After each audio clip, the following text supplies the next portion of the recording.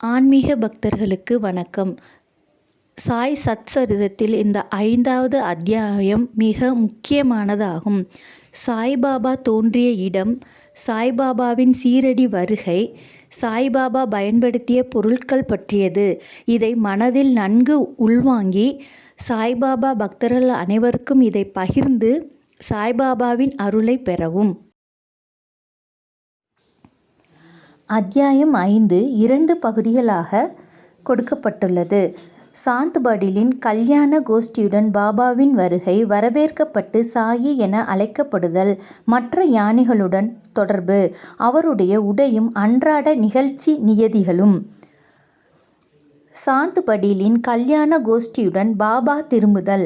சென்ற அத்தியாயத்தில் குறிப்பிட்டபடி நான் இப்போது முதலில் சாயிபாபா காணாமல் போன பிறகு சீரடி எங்கனம் திரும்பி வந்தார் என்பதை விவரிக்கிறேன். நைஜாம் சமஸ்தானத்தை சேர்ந்த அவுரங்காபாத் ஜில்லாவில் உள்ள தூப் என்கின்ற கிராமத்தில் சாந்த் படீலின் என்கின்ற வசதியுள்ள முகமதிய பெருந்தகை ஒருவர் இருந்தார். அவர் அவுரங்காபாத்துக்கு போய்க் கொண்டிருக்கையில் ஒரு பெண் குதிரையை தொலைத்து விட்டார். 2 மாதங்கள் ஆசையுடன் தேடினார். ஆனாலும் காணாமல் போன அக்குதிரை பற்றி கொஞ்சமும் தகவல் தெரியவில்லை. ஏமாற்றத்துடன் குதிரை சேணத்தை தன் தோளில் போட்டுக்கொண்டு அவுரங்காபாத்தில் இருந்து திரும்பிக் கொண்டிருந்தார். 4½ காத தூரம் பிரயாணம் செய்த பின்னர் ஒரு மாமரத்தின் அருகில் வந்தார். அதன் அடியில் ஒரு விசித்திர மனிதர் உட்கார்ந்திருந்தார். அவரது தலையில் ஒரு குல்லாய் இருந்தது. கப்னி என்னும் நீண்ட ஆடை தரித்திருந்தார். கைக்கு இடையில் குட்டையான பருமனுமான ஒரு தடி வைத்திருந்தார். ஹூக்கா குடிப்பதற்காக தயார் செய்து கொண்டிருந்தார். சாந்த் படீலின் அவ்வழியே போவதைக் கண்டு அவரை தன்னிடத்திற்கு கூப்பிட்டு புகைப்பிடிக்கவும் கொஞ்சம் ஓய்வெடுக்க கொள்ளவும் சொன்னார். அவ்விசித்திர மனிதர் அல்லது பக்கிரி குதிரையை சேணத்தை பற்றி வினவினார். சாந்த் படீல் தனது தொலைந்து போன குதிரையில் மீதிருந்த சேணம் அது என்றும் அது துளைந்த விதத்தையும் கூறினார். அப்பொழுது அதற்கு அவர் அவரிடம் அருகாமையில் உள்ள சோலையொன்றில் தேடும்படி சொன்னார். அவர் அங்கே சென்றார். ஆச்சரியம், அவர் தன்னுடைய குதிரையை கண்டுபிடித்து விட்டார். அந்த பக்கிரி ஒரு சாதாரண மனிதர் அல்லர், ஆனால் ஓர் அவலியா, பெரும் ஞானி என்றும் எண்ணினார். குதிரையுடன் பக்கிரியுடன் திரும்பி வந்தார். ஹூக்கா குடிப்பதற்கு தயாராகியது. ஆனாலும் 2 பொருட்கள் தேவைப்பட்டன.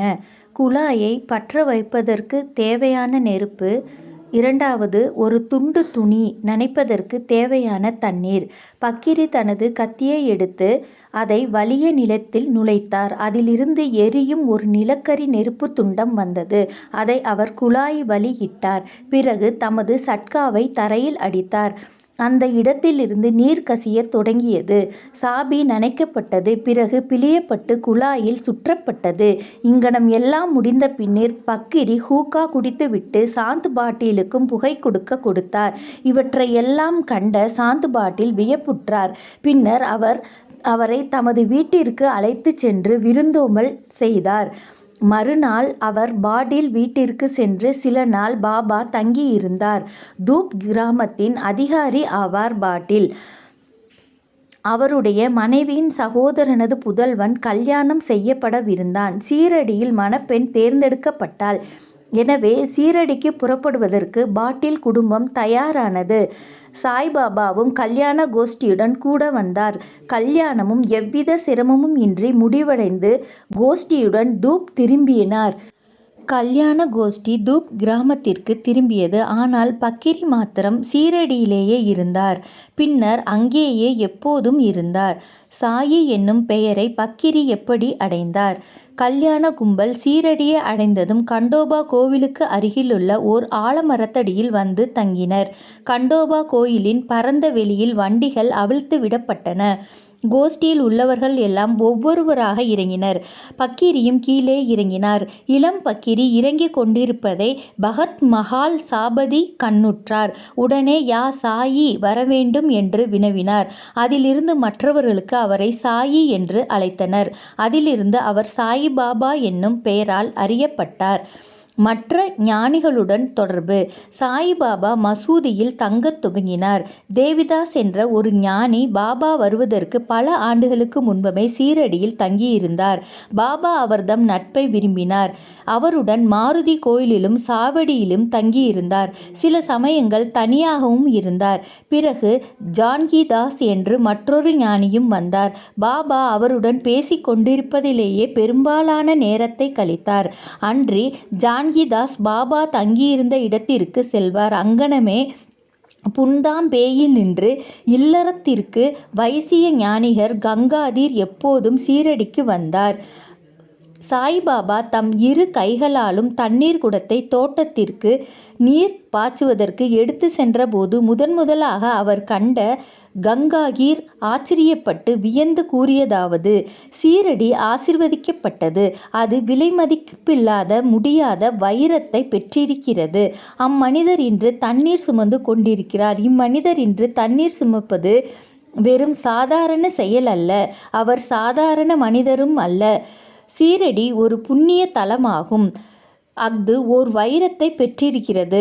அங்கனமே எவலா மடத்தை சேர்ந்த ஆனந்த் நாத் என்பவர் புகழ்பெற்ற ஞானியும் அக்கால்கோட் மகாராஜின் சீரடும் ஆவார். அவர் சீரடி மக்கள் சிலருடன் சீரடிக்கு வந்திருந்தார். அவர் சாய்பாபாவை தம் முன் கண்டபோது வெளிப்படையாகவே பின்வருமாறு கூறினார்: இது உண்மையில் விலைமதிக்க முடியாத ரத்தினமாகும். அவர் ஒரு சாதாரண மனிதரைப் போன்று தோன்றினாலும் அவர் ஒரு சாதாரண கல் அல்ல. அவர் ஒரு வைரக்கல். கூடிய விரைவில் நீங்கள் இதை உணர்வீர்கள். இதை கூறிய பின்னர் அவர் எவேலாவுக்கு திரும்பிவிட்டார். இது சாய்பாபா இளைஞனாக இருக்கும்போது சொல்லப்பட்டது. பாபாவின் உடையும் அன்றாட நிகழ்ச்சி நியதியும். சாய்பாபா தமது இளம் வயதில் தமது தலைமுடி வளர்த்தார். தமது தலைமுடியை ஒழுங்குபடுத்துவதே இல்லை. விளையாட்டு வீரனை போன்று அவர் உடை அணிந்தார்.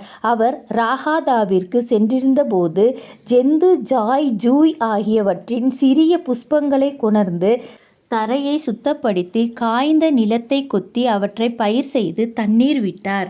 வாமன் தாத்யா என்னும் ஓர் அடியவர் அவருக்கு தினம்தோறும் 2 பானைகள் கொடுத்தார். அவற்றை கொண்டு பாபா தமது செடிகளுக்கு தண்ணீர் விடுவது வழக்கம். கிணற்றிலிருந்து நீர் இறைத்து மண் குடங்களை தாமே தோளில் தூக்கி செல்வார். மாலை நேரங்களில் மண்பானைகள் வேப்பமரத்தடியில் வைக்கப்பட்டிருக்கும். அவை வெறும் பச்சை மண்ணால் செய்யப்பட்டு சுடப்படாத காரணத்தால் அங்கனம் வைக்கப்பட்ட உடனே உடைந்துவிடும். அடுத்த நாள் தாத்யா வேறு 2 புது பானைகள் கொடுப்பார். இந்நிகழ்ச்சி 3 ஆண்டுகள் நடந்தது. சாய்பாபாவின் கடின பயிற்சி, உழைப்பு ஆகியவற்றால் ஒரு பூந்தோட்டம் வளர்ந்தது. இந்த நிலத்தில் தற்போது பாபாவின் சமாதி மந்திர் என்னும் ஓர் பெரிய மாளிகை இருக்கிறது. தற்போது பாபாவின் சமாதி மந்திர் பல பக்தர்களால் அடிக்கடி விஜயம் செய்யப்பட்டு புழங்கப்பட்டு வருகிறது. வேப்ப மரத்தடியில் உள்ள பாதுகைகளின் கதை. பாயி கிருஷ்ணாஜி அலிபாகர் என்பவர் அக்கல்கோட் மகாராஜின் அடியவர். அக்கல்கோட் மகாராஜாவின் உருவப்படத்தை வழிபட்டார். அவர் ஒருமுறை அக்கல்கோட்டிற்கு சென்று மகாராஜாவின் பாதுகைகளை தரிசனம் செய்து கொண்டு தன்னுடைய நேர்மையான வழிபாட்டை செலுத்த நினைத்தார். அவர் அங்கு செல்வதற்கு முன் கனவில் ஒரு காட்சி கண்டார். அக்காட்சியில் அக்கல்கோட் மகாராஜா தோன்றி அவரிடம், இப்போது சீரடியே உனது இருப்பிடம். அங்கு சென்று எனது வழிபாடுகளை செய் என்று கூறினார். எனவே பாயி தனது திட்டத்தை மாற்றிக்கொண்டு சீரடிக்கு வந்து பாபாவை வழிபட்டு 6 மாதங்கள் அங்கு தங்கி மகிழ்ச்சியடைந்தார். அவருடைய காட்சி முதலியவற்றை ஞாபகார்த்தமாக அவர் பாதுகைகளை தயாரித்து சிரவணசாகா 1834 ஆகிய புனித தினத்தன்று அவரை தாத்தா கேல்கர், உபாசினி முதலியோரால் நடத்தப்பட்ட உரிய சடங்கு சம்பிரதாயங்களுடன் வேப்ப மரத்தடியில் பிரதிஷ்டை செய்தார். அதன் வழிபாட்டுக்கு ஓர் அந்தணர் நியமிக்கப்பட்டார். அதனுடைய நிர்வாகம் சகுன் மேரு நாயக் என்ற இருவரிடம் ஒப்புவிக்கப்பட்டது. இக்கதையின் முழு விவரம்.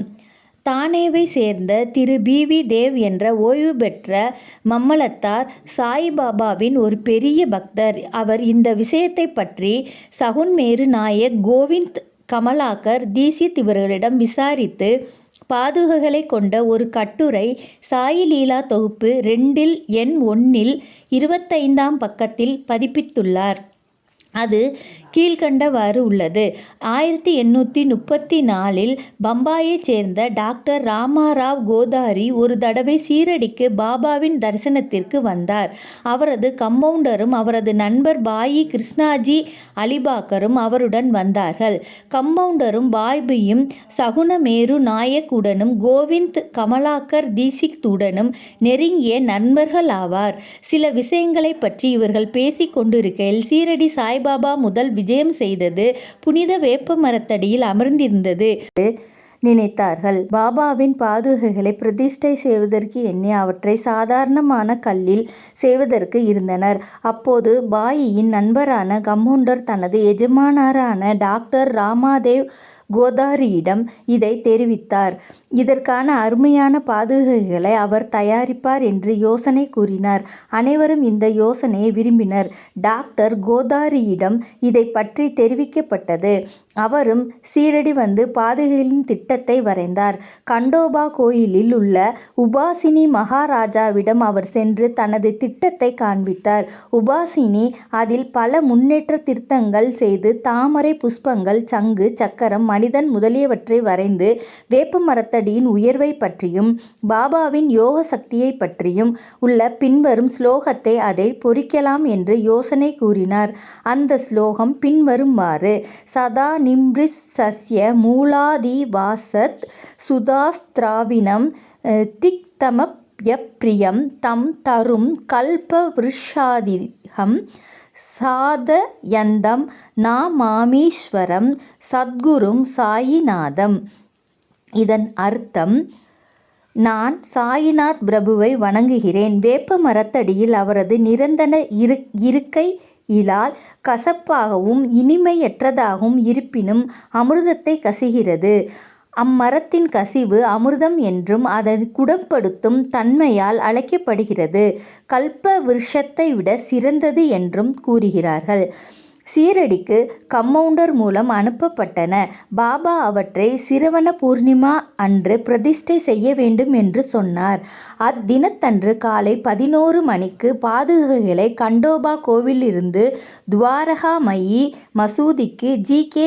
தீட்சித் ஊர்வலமாக தனது தலையில் எடுத்து வந்தார். பாபா அப்பாதுகளை தொட்டு, இவைகள் பிரபுவின் பாதங்கள் என்றும் அவற்றை வேப்ப மரத்தடியில் பிரதிஷ்டை செய்யும்படியும் கூறினார். ஒரு நாளைக்கு முன் பஸ்தா சேட் என்ற பம்பாவைச் சேர்ந்த பார்சி பக்தர் ரூபாய் 25 மணியாடை செய்திருந்தார். பாபா இத்தொகையை பிரதிஷ்டை செய்ய கொடுத்துவிட்டார். பிரதிஷ்டையின் மொத்த செலவு 100 ஆகும். இதில் 75 நன்கொடைகளினால் சேர்க்கப்பட்டது. முதல் 5 ஆண்டுகள் ஜி.கே. தீட்சித் அவர்களால் பாதுகைகள் வழிபாடு செய்யப்பட்டது. பின்னர் இவ்வழிபாடு ஜக்கடியை சேர்ந்த லக்ஷ்மணன் காகேஸ்வரால் செய்யப்பட்டது. முதல் 5 ஆண்டுகளில் டாக்டர் கோதாரி விளக்கேற்றுவதற்காக மாதம் ரூபாய் 2 அனுப்பி வைத்தார். பாதுகைகளை சுற்றி போட வேலியும் அனுப்பினார். ஸ்டேஷனில் இருந்து அவ்வேலியை சீரடிக்கு கொண்டு வரும் செலவு ரூபாய் 7-8. கூரையும் சகுனமேரு நாயக்கினால் கொடுக்கப்பட்டது. தற்போது ஜாகடி வழிபாட்டை செய்கிறார். சகுன் மேரு நாயக் நெய்வேத்தியம், மாலை விளக்கு ஏற்றுதல் முதலியவற்றை செய்கிறார். பாயி கிருஷ்ணாஜி என்பவர் முதலில் அக்கல்கோட் மகாராஜாவின் அடியவரானார். 1834 பாதுகைகளில் பிரதிஷ்டை செய்யப்படும் சமயத்தில் அக்கல்கோட் போகும் வழியில் சீரடிக்கு வந்தார். பாபாவின் தரிசனம் ஆன பிறகு அக்கல்கோட்டிற்கு போக விரும்பி பாபாவின் அனுமதியை இதற்காக அவர் வேண்டினார். பாபா அவரிடம் அக்கல்கோட்டில் என்ன இருக்கிறது என்றார். இதை கேட்டு பாயி அக்கல்கோட் செல்லவில்லை. பாதுகைகளின் பிரதிஷ்டைக்கு பின் சீரடிக்கு அடிக்கடி வந்தார். ஹேமாபந்திற்கு இவ்விவரங்கள் தெரியாதென்று திரு பி.வி. தேவ் முடிக்கிறார். அவர் அங்ஙனம் அறிந்திருப்பாராயின் இதை தன்னுடைய சத் சரிதத்தில் சேர்க்க தவறியிருக்க மாட்டார்.